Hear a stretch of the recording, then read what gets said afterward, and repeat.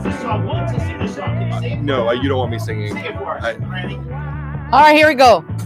Joy to the world, all the boys and girls. All right, let's do this. Absolutely riveting. Okay. Hey, today is what's the topic today? Well, we're going to talk about great places to visit parks during the night, then great places at parks to eat. I mean, Valentine's is right around the corner, right? So I figured let's talk about some night activities at parks, places to eat, great restaurants. And today I have Willy Cotto here. He's one of my naturalists with EcoAdventures. He's brought some animals with us. Bill Sadowski Nature Center, but all of his... I didn't get that when we were before camera. So you grew up down the street from that park? Yeah. That was my childhood park. You rode your bike. How far is it? It's the 5-minute walk from my parents' house. It's like a 15-minute walk from my house right now. So 5 minutes as a kid, 15 minutes as a grown person. Yep.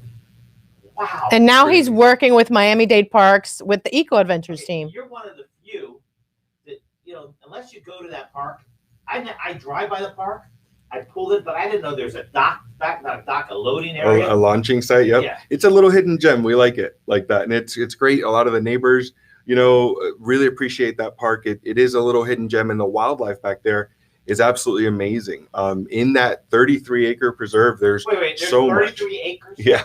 Wait. Okay, when you pull into Sadowski Park. Yeah, we keep the parking lot small for a reason. We don't want anybody knowing. It's kind of nice and small and intimate. Wait. Oh, yeah, I guess you're right. To the east, there's that big lot there, but because houses face that lot, some houses. So no, it's just preserved. Nobody goes in there, right? Yep, you can go in there. There's walking trails? Yep, there's hiking trails through there. 33 acres. Yep. Okay, just for you people, we're this camera here, Willie. My kids went to the school right near there. So I was there 10, 15 years. Wow. I didn't know. I just thought, that most people think that you look in the sky. What they got these? The stargazing, yeah. Stargazing, and they got the Boy Scouts, the Girl Scouts. Yep. Pull the mic a little closer to Willie. There you go. Pull it down. You're good. There you go. So that's pretty exciting. Are there bathrooms there? Yep, there's restrooms. While the nature center's open, it's open usually 9 to 5, and the restrooms are open. So that is a great secret. How many parking?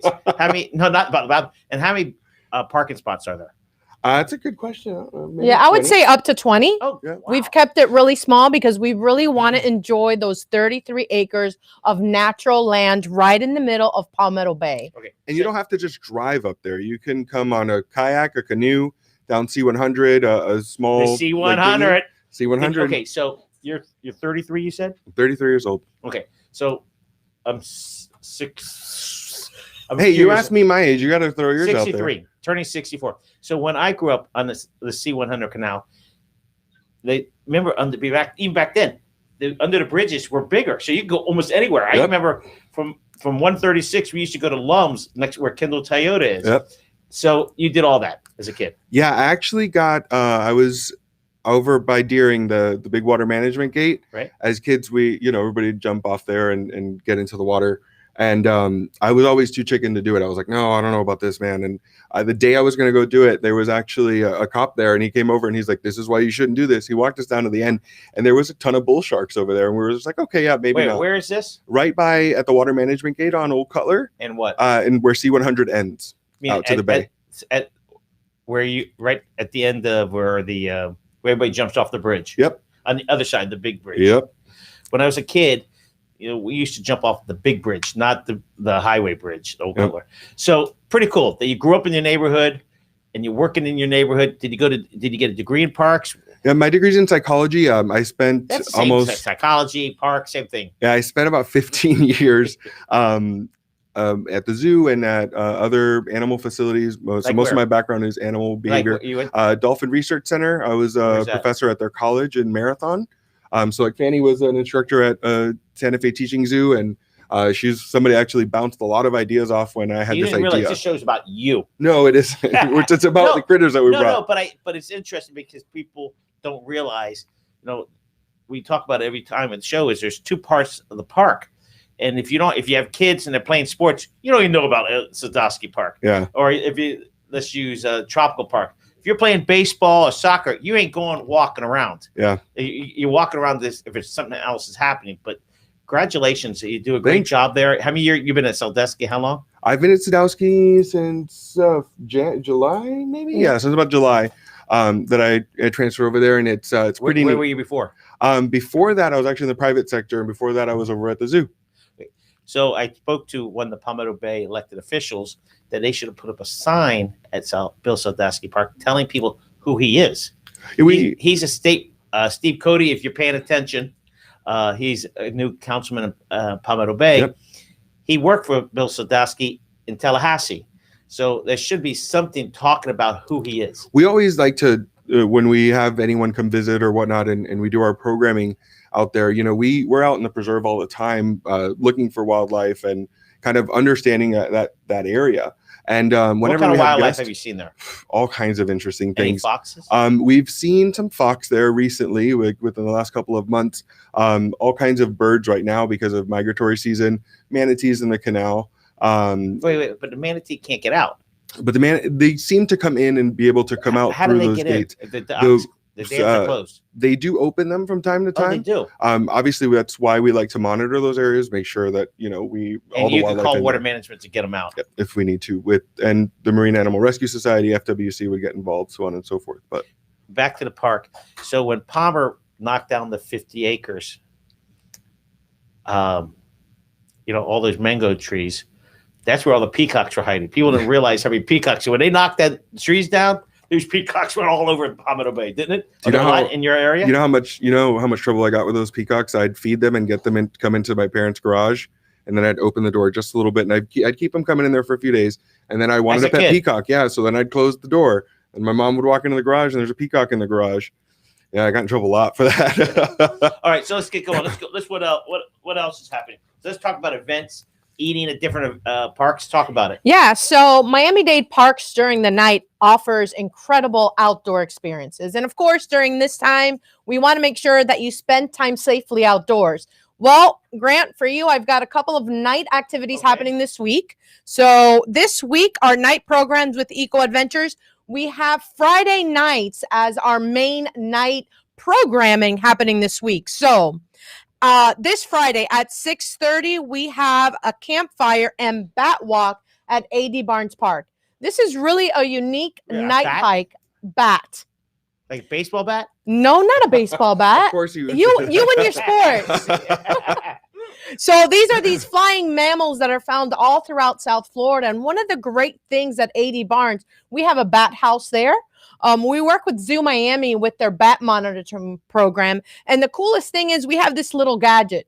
So when you come on the bat walk, we have a gadget. And if a bat is in the area, we pick up those radio waves, and it tells us what bat is in the area. We have the canal there. So guess what they're doing? They're feeding, eating those insects. So we get to see them, and then you enjoy a campfire at the end of the walk. So people are scared of bats. They do have a bad reputation, but bats are incredible animals. Bad reputation. But what are they good for?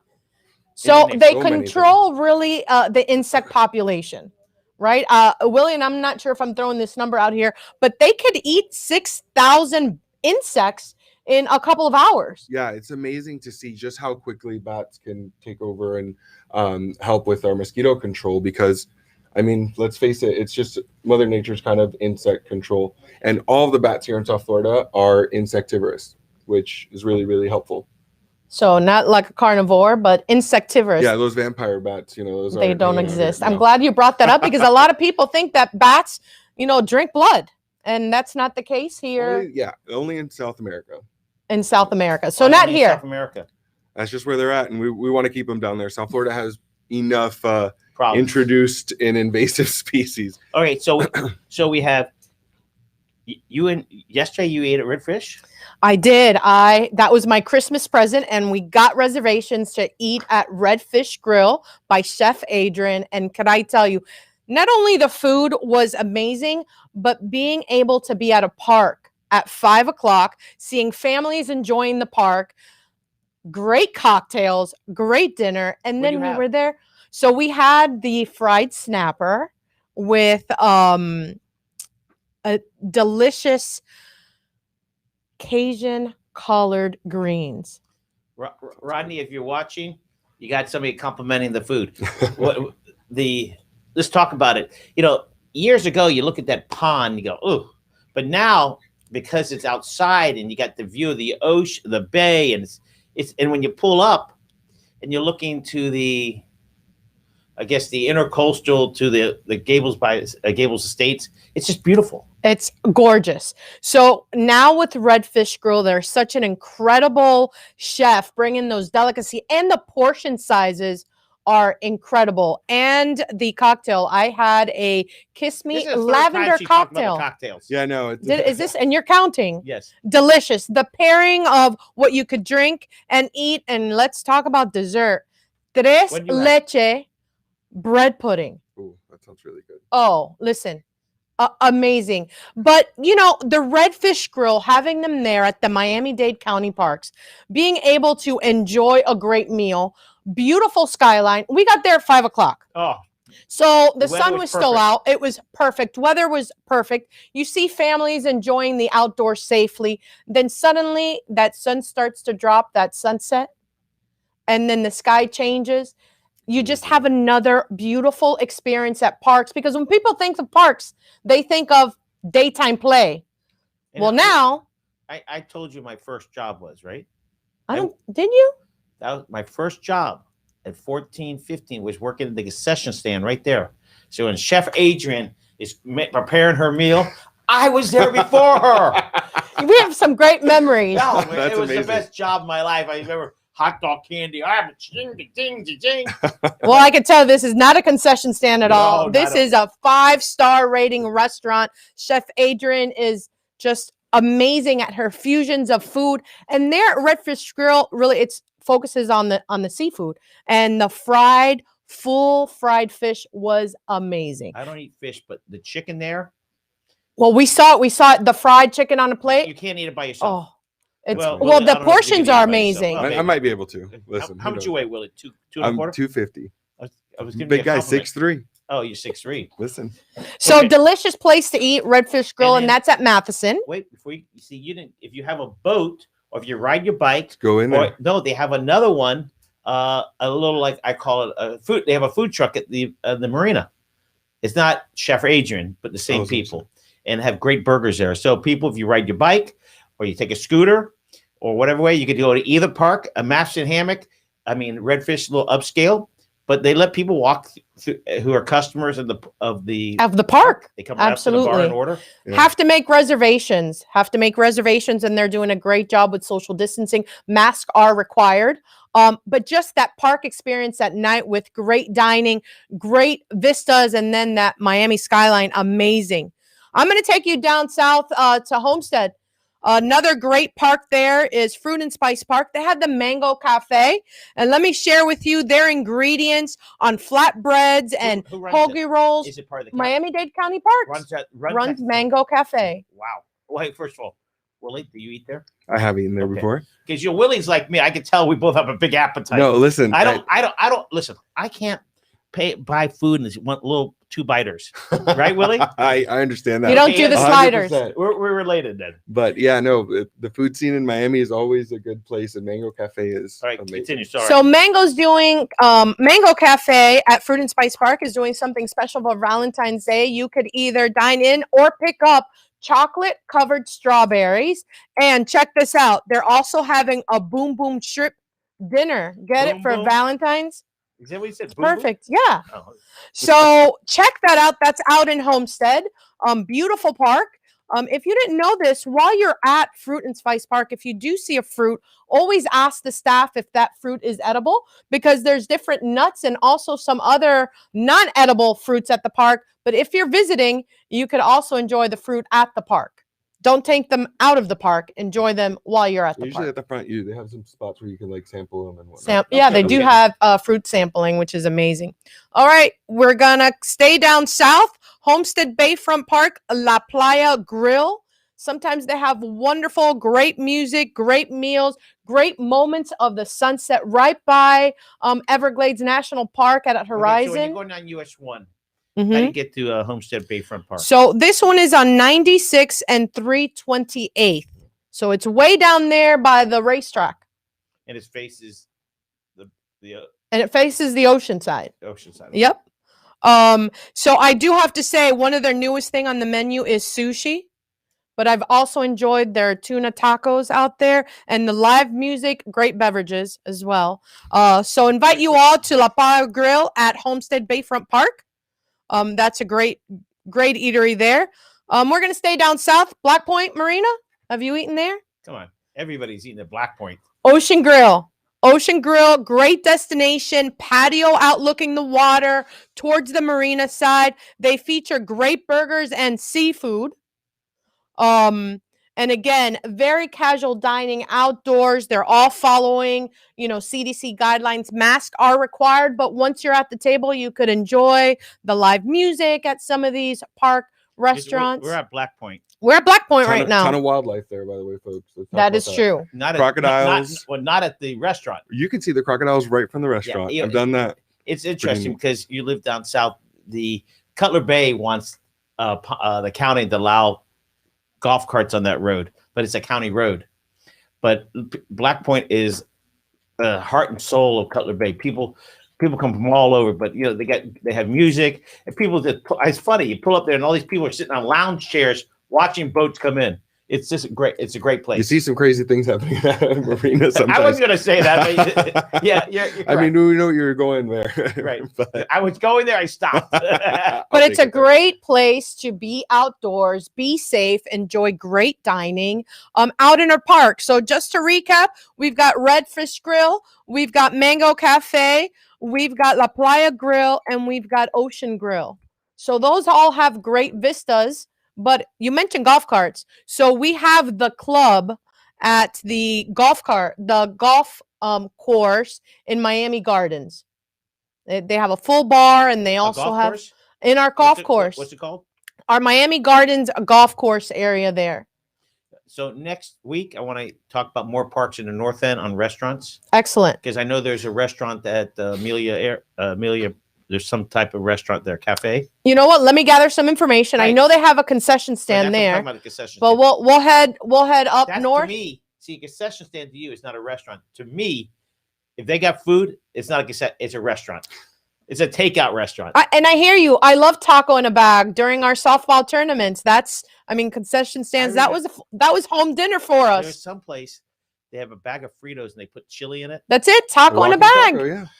See, that's taco in a bag. I don't call it taco in the bag. Okay, so we got notes about Three Dogs. Oh, Valentine's. What's going on? Valentine's? Yep. So I just wanted to mention great opportunity. Make sure that you make reservations. Tables and stations are sanitized regularly at all of these great restaurant partners in Miami-Dade parks. So we're talking about Valentine's. And let's talk about food. Now, don't segue from food into my section, though. We don't want to eat these guys. No, you don't? No. Okay, so can we, what's that song that we just played? Jeremiah Was a Bullfrog? Mm-hmm. Can we play it one more time? Then you can bring them out when the song comes out. There you go, got it. So he's cluing up the music. Why are frogs and toads important for our environment? Go for it, Willy. There's so many things. For one, their amphibians have been on the planet for 370 million years. For a long time. Right around the time, if I had a mother-in-law, I'm sure that's when she would be born. Yeah. But wait, do you have a mother-in-law? No, I don't. Okay. But 90% of these animals are frogs. And I brought a lot of frogs and toads today for us to talk about. And they are environmental indicators.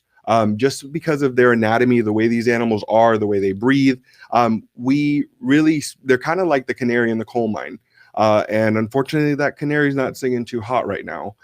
So there's a lot of little things that we can do in our everyday lives to help these guys. It's not all doom and gloom, but we can learn a lot about our environment just by amphibians and seeing how they're doing in our ecosystems. Let's bring out the African bullfrog. You ready to meet the African bullfrog? Oh. Hold on, wait a second. I was a bullfrog. And I thought this was great animal ambassadors to bring today as we're heading into February, because some people think kissing a frog or a toad, you might get your prince or your princess this Valentine. Are these grown here? Are they alive? African Bullfrogs. No, they're not from here. Where are they from, Grant? Yeah, I got that. Okay, just checking. Just checking. Remember, I went to Palmetto. I'm not that smart. Hey, Palmetto's a pretty good school. Okay. So wait, but are there? Now you have this here, but do people find them here? These guys are common in the pet trade. And this little guy, he goes by Bubba. Sometimes we call him Tink because he's a pixie-cephalus. That's their what you refer to them as. So all little kids love it when we call him Tink, and they get the little Disney idea. But these guys are found in Africa, several different countries. Pretty much, we think they go as far up north into Central Africa, like the Congo, but they come all the way down through places like Angola and so on. And they're really neat because they live in a variety of different habitats there, but they are involved in the pet trade. And we never want anybody leaving here thinking that an exotic animal like this would make a good pet. I mean, our shelters are wonderful. And unfortunately, they need help. A lot of dogs and cats need homes there.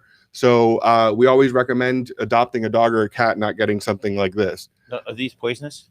You want to give them a lick and see what happens? No. Fanny, No, we're going to pass on that. Okay. We're going to pass. No, these guys, all frogs have a little bit of a toxin on them. And we'll talk a little bit more about those toxins with some of the other frogs that we have that we brought in. All right, pass him this way. I haven't carried this guy in a while. I get to practice my so animal I know handling this is a pet, but does it respond to you people? Well, he's not a pet, and I'm just rinsing my hands so I can get onto the other ones. These guys, he's an ambassador, so he is a wild animal. We treat him as such. But yeah, he does respond to us when we. Does he know the difference between you and me? Oh, absolutely. He knows I'm the guy that has the food. And one of our naturalists, Jeremy, he really gets along well with Jeremy. And whenever this little guy sees food, he gets super excited. They are prolific. They will eat, are voracious. They'll eat just about anything. And if they can fit it into their mouth, they will try to eat it. So these guys will eat other frogs.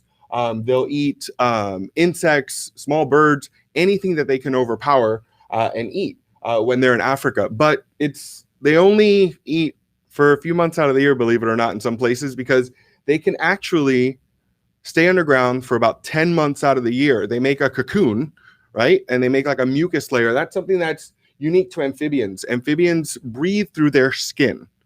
Unlike us, we wait. So it goes to sleep, makes a cocoon, right? With what, his own material? It makes a mucus membrane around himself, and he will actually kind of chill out for months, up to 10 months at a time. We all have done that since COVID. Right? Yeah, exactly. And we'll talk a little bit about pandemics and frogs too in a little bit. But these guys will do that once the breeding season comes around. They get, they call it Valentine's Day is coming up. Heavy rains come down. The cocoon kind of goes away. These guys come back out. And what's unique about this species of amphibian is that most of the time, males are much smaller than the females. That kind of helps in the whole hippity-dippity aspect with frogs and toads. It's called amplexus. And the male will actually just hold on to the female. And in this case, it's different because the bullfrogs, the females, are actually smaller. So it's a little different when they What's the breed. Difference between a frog and a toad? The difference between a frog and a toad is actually in their mouth. Most of these guys, frogs, have some kind of teeth, and toads do not. Okay, so you ready to see a frog? Yeah, this is a toad. This is a frog. It's a pixie frog.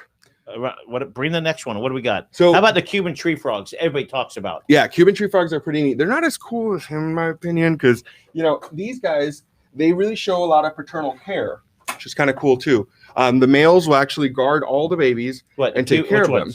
The bullfrog. Wow. Yeah. So if things are getting kind of rough, they'll actually dig a canal to let the other ones go through.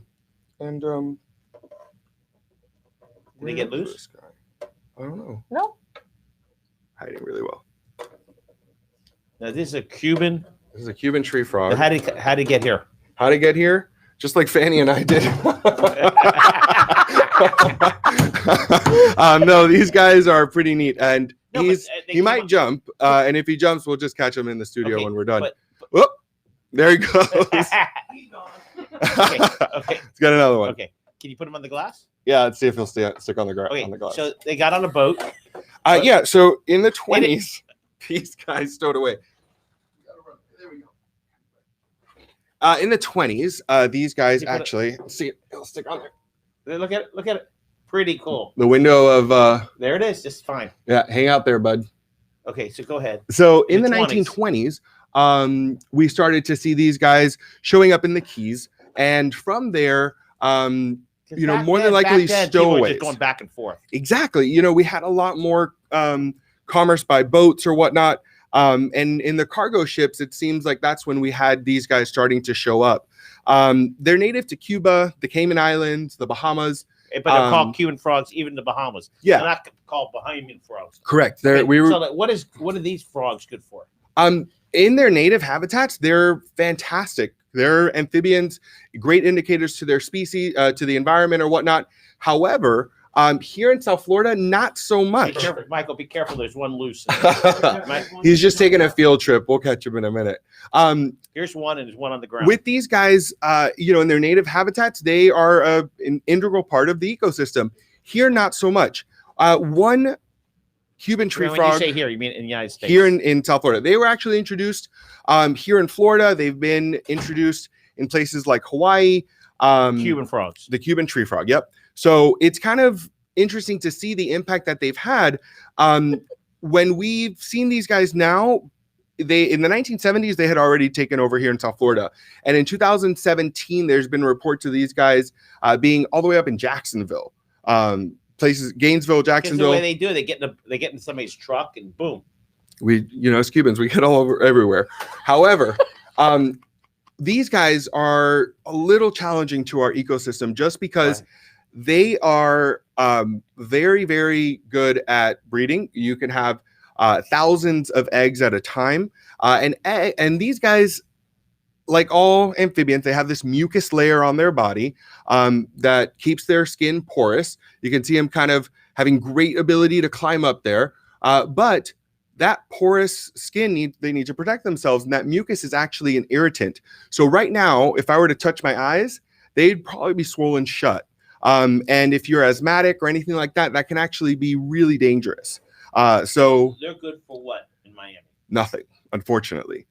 They will take over and start to have our amphibian populations decline. So things like our native squirrel frogs and our native tree frogs. You have a toad in there? We do have a toad. And that's a marine toad? It's a marine toad, yeah. What's the difference between that and a Cuban?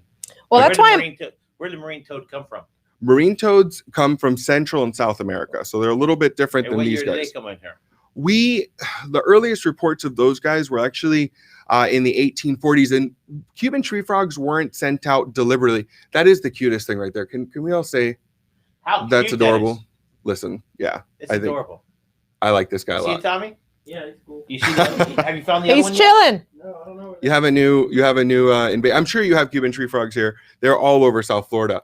But the marine toad, and I'll get one of those out for you guys. You still want me to hang on to this guy to tell the difference, or how are we doing here? So, because this one looks like a toad. If you were to see this, yes. Yeah, but all in there, he has like a little tooth. This is a marine toad. I agree. Hear it? It's got a lot to say. And where did that come from? Brazil. Yeah, these guys, I was going to say Palmetto Bay, but these guys are native to Central and South America. They're all through Miami now, right? Unfortunately, just like the Cuban tree frog. I know. I remember hearing those noises in my trees. Yep. They fly around. And this guy was a stowaway. He came in by accident, and they're just leave. Yeah, exactly. But these guys, not so much.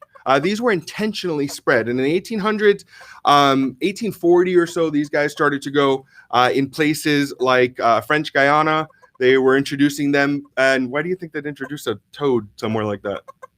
It's a great, what they thought at the time, a great way to control insect populations, because that's what they eat. These guys will eat anything, though. And that was the problem. The French Guiana is right next to Venezuela. Mm-hmm. So that's where they started to take them over there for sugarcane issues. And in the 1920s, they introduced them in Puerto Rico to control the populations of an insect called a white grub. Yep, they do. So one single marine toad can have thousands of eggs at a time, and I'll tell you what, he's right up there. In 1932 in Oahu, they started off with I'd say like 150 of these guys maybe, and there was over 100,000 of them in 17 months. Where was this? In Oahu, in Hawaii. And they brought them for the sugarcane. They brought them there for the sugarcane issues. And here in South Florida, they tried to kind of release them in the 40s. Didn't really work. They tried it again the Cuban tree twice. And be careful. I don't know who's going to eat who here. But yeah, did you know that frogs eat other frogs? That's a huge problem. That's a huge problem with the Cuban tree frogs. That frog will try to eat this one. I'm sure if it's in juveniles, a state, right? Yeah, juvenile. But, and if things were, the things I've found in these guys' stomach is absolutely crazy. Things like possums, all kinds of stuff, like baby possums I found in a marine toad's belly. Like Bill Sadowski Park. Are there? Are these all those two things are there? This is where they came from. Oh, so no, literally like from the preserve. And they're an introduced invasive species, so we can't. That's awesome. We can't release them again. He's right over here. So yeah, because of that, we can't release these guys back out into the wild. So they serve as ambassadors, and people can learn about them. The reason why these guys actually, because surprisingly enough, they're a lot of people call them bufo toads. They've been reclassified. They're now called Ranellia, which is like just a fancy term for their Latin name. No, this guy's I'd say why are you squeezing about 2 years old. I'm not really squeezing. I'm just kind of having a nice grip so we don't have like a tree frog situation behind me. But actually, if you guys can zoom in, I don't know if you can. Yeah, right over here, I can actually walk up to the camera. You can see that gland right over here. Right. You see that, Grant? Yeah. There is a little bit of that bufotoxin coming out. That's called a parotid gland. And that's what's so dangerous to your dog or cat. Okay. Bufu frogs. That's what this is. That's what people call them, yeah. Yeah, but I don't know if it's toad or you come out and you see this big toad out there. Yep, that's this. They get giant. They get pretty big. Not as big as this guy. These guys are the heaviest that doesn't come here. Of frogs. But yeah, these guys get almost as big. That was not Miami. No. Nope. So this was brought here, and now they're over. If a dog bites it, what happens? Well, when a dog bites it, unfortunately, they have an anaphylactic reaction. So they their throat starts to close up, and it can be really, really dangerous. So we always suggest calling a veterinarian, obviously, and rinsing the dog's mouth, making sure that that toxin doesn't go down the throat, but actually out of the mouth, and rinsing it. Drink milk. I don't know about all that. I don't know if that'll work or not. But okay, so call a vet. What's the advantage? What's the advantage of these frogs to our community? Like this one, but that's Africa. But this and this, what does it do for our community? Unfortunately, it causes a big stressor to our native populations of amphibians. It's hard to tell a southern toad and a marine toad apart at this, when they're smaller. As they get older, it's easy to tell them. Southern toad will actually have two little bumps over here. And that kind of indicates that it is one of our native ones. But I'll tell you, I've been, picking up frogs and stuff for probably 30 years and don't really see a lot of southern toads out and about very often. These guys can live, as their name implies, marine in saltier than normal conditions. As you can imagine. What is that noise they're making? He's just vocalizing. He's happy to see you. Finally. So Grant, what we brought today are invasive species, something that I think it's critical for all of us to understand, that sometimes when we travel, we have to be very careful what we might accidentally bring in or might think they'd be good pets here. But these types of amphibians have really competed with our native toads and frogs here. So we wanted to share, make sure that you research the animals you see, make sure that you learn to identify them, and stick to cats and dogs as pets. Be a responsible pet owner. Leave it to us. Come to our nature center. Come learn about them. We have animal ambassadors just like this little guy here, so you could learn about them. But again, very important. We have to be very careful. What is it? Is that skin on the paper or is it poop? Oh, no, it's sphagnum moss. So remember we said these guys have to stay moist because their skin's porous.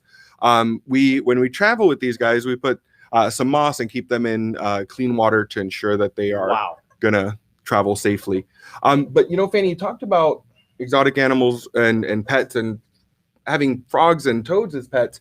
We're all dealing with COVID and a pandemic. There's been a pandemic going on with amphibians for years, decades really, called chytrid. It's a fungal disease that has affected these guys. And more than likely, it's been spread because of things like the exotic pet trade. So in 2019, we kind of realized that out of the about at least 501 amphibian species, let's put it this way, out of every species, about 16 of them is affected. Out of 16 is affected by the chytrid fungus. And it's a huge issue because our amphibian populations just are declining because of it. So it's something that, we're dealing with now, but amphibians unfortunately have been dealing with for quite some time. It kind of messes up their skin and it affects the way they breathe. So just by avoiding buying exotic animals like this, leave it to the professionals if you want to see one. Yeah, come to our nature centers. We have animal ambassadors at Bill Sadowski. Bill Sadowski, where else do you have animal? Most of our ambassadors here are at Crandon, yeah. Yeah, we also have marine life ambassadors at Crandon Park Nature Center. And then Bill Sadowski is known for the wildlife animal ambassador. So you could come to Bill Sadowski Park, the Nature Center. We have several species of animals there, and we have animal talks as well with our naturalists. Do you have schools come? Not now, but before you had schools coming all the time. Yeah, we still do schools. We do virtual programming and whatnot, and on all of our social media stuff. So we jump on there all the time. We celebrate Wildlife Wednesday, Marine Mondays. You go to Park Link and you can find it from there. Yep, you can find all that stuff for just Miami EcoAdventures on Instagram or Facebook, and you can kind of learn a little bit about these guys and whatnot. All right, why don't you put those frogs away? I got some questions for you. Sounds like a plan. I'm free to move. Oh, there's that one. He's checking me out. All right, let's put this guy back too. It's really interesting. They have that very important skin. You have to make sure that you stay moist. And I feel that he is ready to go back in. Watching you wash your hands. Yep. Yeah, I just like to just rinse my hands between handling these guys and making sure that my hands are not dry or have anything on them. You want to grab that one off the wall? We'll wait to do that off camera. Okay. That might be fun. Okay. Now I got some questions asked you, Willie. You ready? Questions for me? Yes. Sounds good. You sure? Positive. I'm here for you, Willie. Thanks, Fanny. Yep. I might deflect to you. I've known Fanny since what? 2008? Eight? Yeah. Really? Here we go. Your favorite taco restaurant? Go. My favorite taco restaurant would have to be, Taco Rico. No, down south. Go ahead. All right, next. It'll come to me in a second. Where do you eat? Restaurants? What fish? What restaurant? Allergic to fish. Me too. Redfish Grill. But yeah, if I did, I would be at Redfish Grill because I love Chef Adrian. Your favorite pizza place? My favorite pizza, of course, has to be Casola's. All right. Or the Big Tomato. That comes in a close second. Okay. Your favorite animal? Definitely a chimpanzee or a dolphin. Wow. Okay, next. Your favorite hot dog place? Arbiters. See, this guy's a local. What? Even though you went to Palmetto, you're a local. All right, your favorite football team? LSU Tigers. Why? Because I love Louisiana. Oh, good answer. Okay. And I like tigers. Your childhood superhero? Captain Planet. Captain who? Oh gosh. Captain Planet. Captain America. No, Captain Planet. Captain Planet? I never heard of him. Okay. Oh my gosh. As a gift, when you were a kid, what was your favorite Christmas gift? Oh, most definitely the Jeep that I would ride to Bill Sadowski all the time. A Jeep? Yeah, it was like one of those little toy Jeeps. I broke my arm that day and everything. Yep, fell off the thing. Your favorite burger place? Has to be, and it's not in Miami, Birdine's in Marathon. Birdine's? That used to be a grocery store. A clothing store, right? No, Birdine's Bayfront Marina and Restaurant in Marathon. That's all right. Amazing. Your favorite place to eat chicken? Favorite place to eat chicken would probably have to be Popeyes. Again, I love Louisiana. Thanksgiving. What do you love about Thanksgiving? That I get to eat all the food that I didn't get to eat growing up because we're Cuban. Oh, good one. Yep. Okay. I know you like to fish, don't you? I don't actually, but I love marine mammals. Okay. What's your favorite places to look at mammals? A dolphin research center in Marathon. Is it open to the public? Of course. Okay. They do amazing cognitive research, and it's kind of like my second home. This is a big question. Magical. Got it. What do you love about your job? I love the fact that I get a chance to make an impact on people and animals. Most animal people don't really like people. Most people, are hit or miss when it comes to animals. And I get to do both. And I get to inspire people to want to help protect our environment. And we have to start at home. So just by tuning in today and watching us talk about frogs and having a frog jump around the studio till I go up there and catch him. Yeah, he's behind you. He's going to jump on your head in a minute. Okay. We get to make a difference. I have a landing spot right there, that bald spot. I got a giant one. What are you talking about? So I understand that. But yeah, it's probably a favorite part of my job that I get to be out in nature. I get to, learn about our local wildlife because it's continuously changing, and get to teach people about how important it is because let's face it, I own the environment as much as you do. It's something we all own. And, Fanny does a great job in coordinating our team and getting a chance to get the word out there about all the amazing stuff that we're doing and all the impacts that we can have. We're like one big park family. Ron, does all this stuff at the zoo talking about it's all connected. It's all connected. And we all do our part to get that, message out there. We were just at the Conservation Action Center. I was there when it opened. I was hoping. Yep. Were you there? I was there opening day. Was he there when I was there? He was there. When I was there? Because EcoAdventures was there as well. Yep. Ron McGill went to Palmetto also. Yes, he did. He's a Panther. I worked for him for many years. Let's clarify something. You said it's ours. Well, it's all of ours, and it was there, and it's going to be here after us, and it's our job to try it our best. Well, it's not guaranteed, but try our best to preserve these things. It's like, you work right near Deer Estate. Yep. That was the Everglades. Everglades went all the way over there. Sure did. So people don't realize we happen to be lucky and that we live between two national parks. We got Biscayne Bay and we got the Everglades. So in fact, somebody offered to take me on an airboat next week. They promised me they wouldn't throw me in. They might use me as gator bait. If he goes kayaking with us, I don't know. We might have a. Okay, you kayak. Where's your favorite place to kayak? Chapman Field Park. Now that park, I grew up at that park, and it is. People don't realize there's lakes back there. Yep. And back in the 70s, you go all the way in. There was people that used to build tree forts. Yep. And there was a dock out there, and it's still there. That's where we launch out of. Right behind Chapman Field. Yeah. And so, by the way, and people don't realize they're crocodile. Which one is it? Crocodiles, terrapins, manatees. It is like and people, listen, endangered species I know somebody hotspot. who used to walk his dogs, 4 of them. One day he left with 3. Because you can't let the dogs go. This is before the dog park. You can't let those dogs go run around the swamps because it's a swamp. It's the alligators' land. Yep. And, it's alligators and crocodiles. They don't really want to mess with us. We don't want to mess with them. But a female alligator or crocodile will protect their nest. It's amazing because there are reptiles who have paternal care. And that's not something you usually see in the reptile world. You think of a sea turtle. She drops her eggs in a nest, covers it up, and sayonara.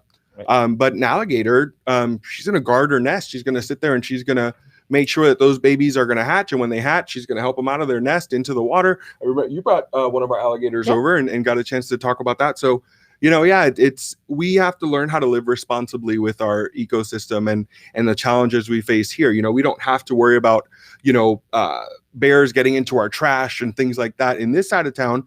But if you lived somewhere like Collier County and Naples, you have to worry about things like that. Weston. Yeah, true. Weston, I got bears climbing around there. Just a couple years ago, maybe 2 years ago, there was a bear that showed up in Cutler Bay, a black bear. We don't know. So where did it come from? We don't know. I don't know. If I knew that answer, I definitely want to learn more about it. But it could have come from the national park. It could have coming from there. Every night, just keep moving forward. And if you think about it, when you go, think about Black Point. When you keep going down that way, there's a lot of agricultural land there. There's a lot of kind of open spaces. That's one of my favorite roads to drive down to when I go to down to Biscayne Park. That's how I go down those back roads. before we jump off, you talk about kayak and canoeing. The C100 canal is when you're in the kayak, not, I used to live on there. Yeah. C100. When you look, you go, okay, this is my little waterfront here. And you don't realize that how beautiful it is, because when you're in the kayak, you see the growth and the animals, and people think iguanas. I want to make clear, iguanas, they move, they travel, correct? They don't make home. You'll have resident males will make a resident males, and he'll have a couple females around him, but they kind of guard their territory. But there's so many of them that they move around quite a bit. We had an iguana on those. It was like a crocodile, so big. Yep. And I don't know where it slept, because we didn't have shrubs. I think they slept at the other house, but they always come out on our dock and just sit there. Yeah, and want to sun themselves. Yeah, unfortunately, they're another highly invasive species here in South Florida. But they're good to eat. I've never. I don't think I've had iguana. Maybe I have in the Caribbean. I can't remember. So I thank you. I appreciate all the work you do here in our community. It's important. Thank you. Your leadership. And as always, Fanny, can we play Fanny's last song? This is her song. Oh, wait, close this out, Fanny. Well, thank you so much, Grant Miller, for bringing these animals here, having us here today. Willie. Don't leave any. No, I will not leave any, I promise. And to all of you out there, come see Willie and the rest of the naturalists from Miami-Dade County Parks at Bill Sadowski. Connect to nature, be safe outdoors, and enjoy your time safely. All right, Grant, I hope to see you next Monday. You got it. Monday with Parks. Was a bullfrog. Everybody have a great day.